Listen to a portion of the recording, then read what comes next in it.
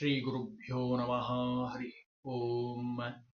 यतो जन्माद्यस्य श्रुतिस्मरणयमानैकविषयात् स्वतन्त्रस्तन्त्रज्ञो गुरुरपि गुरोर्यश्च जगताम् विमूढाय तत्त्वं प्रकटमिह वेत्तुं सुमनसो मुकुन्दं ध्यायामापहतगुहकं तं स्वमहसा सर्वविघ्नः प्रशमनं सर्वसिद्धिकरं परं सर्वजीवप्रणेतारं वन्दे जयदं हरिं करोतु मम कल्याणं हरिर्यमुकाविदः च मध्वनामा मे वरदोऽस्तु निरन्तरं वाणिते करवण्यम्ब चरणोऽणि सर्वदा मद्वाक्यसरणीर्भूयात् श्रीमदाचार्यभावग समाश्रयेत् गुरुं भक्त्या महाविश्वासपूर्वकं निक्षिपे सर्वभारांश्च ಗುರು ಶ್ರೀ ಪಾದಪಂಕಜೇ.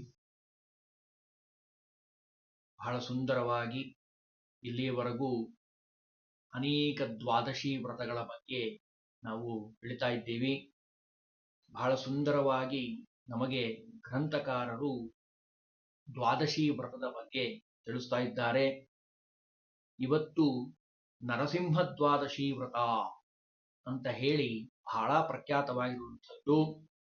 ದುರ್ವಾಸರು ಹೇಳ್ತಾರೆ, ಫಾಲ್ಗುಣ ಮಾಸದ ಶುಕ್ಲ ಪಕ್ಷದ ಏಕಾದಶಿ ದಿವಸ ನಾವಿಲ್ಲಿವರೆಗೂ ಹೇಳಿದ ಹಾಗೆ ಪೂರ್ಣ ನಿರಾಹಾರ ಉಪವಾಸವನ್ನ ಆಚರಣೆಯನ್ನ ಮಾಡಿ ಆ ಭಗವಂತನನ್ನ ಧ್ಯಾನ ಮಾಡಬೇಕಪ್ಪ. ಅದರಲ್ಲೂ ನರಸಿಂಹ ರೂಪವನ್ನ ಧ್ಯಾನ ಮಾಡಬೇಕು ಅಂತ ಹೇಳ್ತಾರೆ. ನರಸಿಂಹಾಯಾಯ ಪಾದೋತು ನರಸಿಂಹಾಯ ನಮಃ ಅಂತನ್ನುವಂತಹ ಮಂತ್ರದಿಂದ ಪಾದದಿಂದ ಹಿಡಿದು ತಲೆಯವರೆಗೂ ಎಲ್ಲ ರೂಪಗಳನ್ನು ಚಿಂತನೆ ಮಾಡಬೇಕು.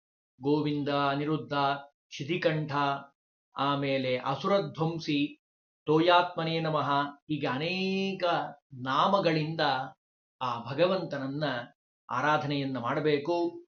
ಅದರ ಜೊತೆಗೆ ರತ್ನ ಖಚಿತವಾಗಿರುವಂತಹ ಅಥವಾ ಸುವರ್ಣದಿಂದ ಕೂಡಿರುವಂತಹ ಒಂದು ಮೂರ್ತಿಯನ್ನ ಮಾಡಿ, ನರಸಿಂಹ ಮೂರ್ತಿಯನ್ನ ಮಾಡಿ, ಅನುಕೂಲ ಇದ್ರೆ ಅಥವಾ ತಾಮ್ರದ ಪಾತ್ರೆಯಲ್ಲಾಗಲಿ ಅಥವಾ ಮರದ ಅಥವಾ ಬಿದಿರಿನ ಪಾತ್ರೆಯಲ್ಲಾಗಲಿ ಅದನ್ನ ಸ್ಥಾಪನೆ ಮಾಡಿ ಭಕ್ತಿಯಿಂದ ಪೂಜೆಯನ್ನ ಮಾಡಬೇಕು ಅಂತ ಹೇಳ್ತಾರೆ. ರತ್ನಗರ್ಭ ಘಟೆ ಸ್ಥಾಪ್ಯ ತಂ ಸಂಪೂಜ್ಯ ಚ ಮಾನವಃ ದ್ವಾದಶ್ಯಾಂ ವೇದ ವಿದುಷೆ ಬ್ರಾಹ್ಮಣಾಯ ನಿವೇದಯೇ.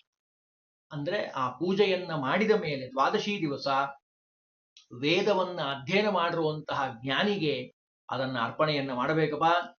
ಅದರ ಬಗ್ಗೆ ಒಂದು ಕಥೆಯನ್ನ ಹೇಳ್ತಾರೆ, ಬಹಳ ಸುಂದರವಾಗಿರುವಂತಹ ಕತೆ. ಹಿಂದೆ ವತ್ಸ ಅನ್ನುವಂತಹ ಒಬ್ಬ ದೊರೆ ಈ ಭೂಮಂಡಲವನ್ನ ಆಳ್ತಾ ಇದ್ದಂತೆ. ಅವನು ಹೇಗಿದ್ದ ಅಂದ್ರೆ ರಾಜ ಪರಮಧಾರ್ಮಿಕ. ಹಿಂದೆಲ್ಲ ರಾಜರ ಸ್ವಭಾವ ಹೇಗಿತ್ತು ಅಂದ್ರೆ ಧಾರ್ಮಿಕರಾಗಿರ್ತಿದ್ರು. ಕೇವಲ ರಾಜ ಅಂದ್ರೆ ರಾಜ್ಯವನ್ನ ಪಾಲನೆ ಮಾಡೋದು ಅಷ್ಟೇ ಅಲ್ಲ, ತಾನು ಸ್ವತಃ ಧರ್ಮವನ್ನ ಆಚರಣೆ ಮಾಡ್ತಾ ಇದ್ದ. ಅಷ್ಟೇ ಅಲ್ಲ, ಇನ್ನೂ ಒಂದು ಹೇಳ್ತಾರೆ, ಭಾರತೇ ಚ ಇತಿಹಾ ವಿಖ್ಯಾಸ್ತ್ಯ ವತ್ಸ ಆ ಮಗನಿಗೆ ವತ್ಸ ಅಂತ ಹೆಸರಿಟ್ಟಿದ್ದಾರೆ. ಭಾರತ ಅನ್ನುವಂತಹ ಪ್ರಸಿದ್ಧನಾದ ರಾಜ ಪರಮಧಾರ್ಮಿಕನಾಗಿದ್ದ.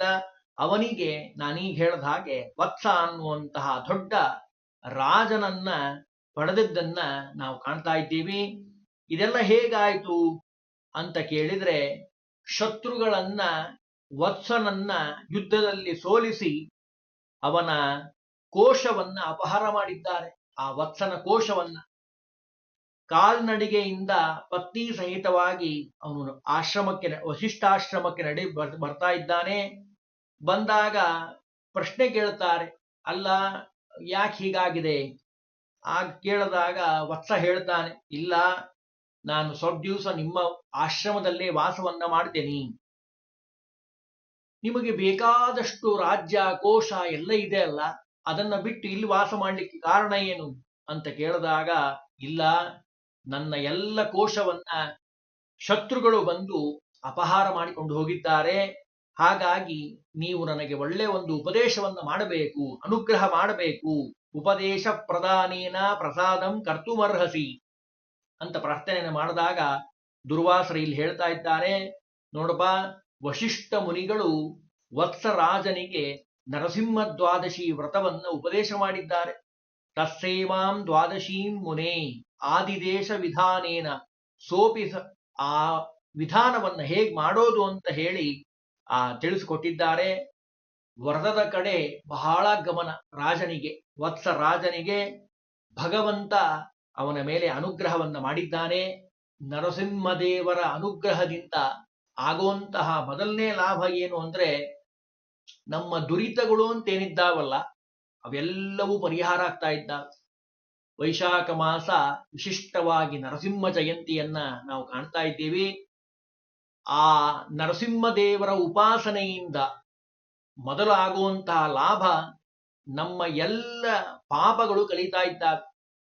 ಜೊತೆಗೆ ನಮ್ಮ ಶತ್ರುಗಳು ಅಂತ ಏನಿದ್ದಾರಲ್ಲ, ಅದು ಆಂತರಿಕವಾಗಿರಬಹುದು, ಬಾಹ್ಯವಾಗಿರಬಹುದು, ಆ ಶತ್ರುಗಳನ್ನ ನಾಶಪಡಿಸಿ ನಮಗೆ ಅನುಗ್ರಹವನ್ನ ಮಾಡುವಂತಹ ರೂಪ ಅದು ನರಸಿಂಹ ರೂಪ. ಅನೇಕ ವಿಘ್ನಗಳು ಬರ್ತಾ ಇರ್ತವೆ ಸಾಧನೆ ಮಾಡ್ಲಿಕ್ಕೆ ಹೊರಟಂತಹ ಸಾತ್ವಿಕರಿಗೆ, ಸಜ್ಜನರಿಗೆ. ಅದನ್ನ ಪರಿಹಾರ ಮಾಡುವಂತಹ ರೂಪ ಆ ನರಸಿಂಹ ರೂಪ. ಶತ್ರುಗಳನ್ನ ಭಗವಂತ ಚಕ್ರಾಸ್ತ್ರದಿಂದ, ಸುದರ್ಶನ ಚಕ್ರದಿಂದ ಅವರನ್ನ ಸಂಹಾರ ಮಾಡಿದ್ದಾನೆ. ಚಕ್ರಂ ಪ್ರದಾಚ ಶತ್ರುಣ ವಿಧ್ವಂಸನ ಕರಂ ಮೃಧೇ. ನೋಡ್ರಿ, ಭಗವಂತನ ಅನುಗ್ರಹ ಆದ್ರೆ ಎಷ್ಟು ಸುಲಭವಾಗಿ ಗೆಲ್ತಾನೆ ರಾಜ.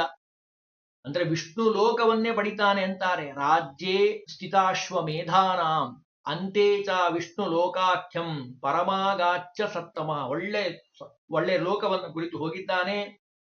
ಸತ್ಯ ಈ ವ್ರತವನ್ನ ಯಾರು ಆಚರಣೆಯನ್ನ ಮಾಡ್ತಾರೋ, ಒಂದೇ ಮಾತಿನಲ್ಲಿ ಹೇಳ್ತೀನಿ ಕೇಳಪ್ಪ, ಎಲ್ಲ ಪಾಪಗಳು ಪರಿಹಾರ ಆಗ್ತಾ ಇದ್ದಾವೆ. ಶುದ್ಧವಾದ ಮನಸ್ಸಿನಿಂದ ನೀನು ಮಾಡಿದ್ದೇ ಆದ್ರೆ ಭಗವಂತನ ಅನುಗ್ರಹ ಆಗತ್ತೆ.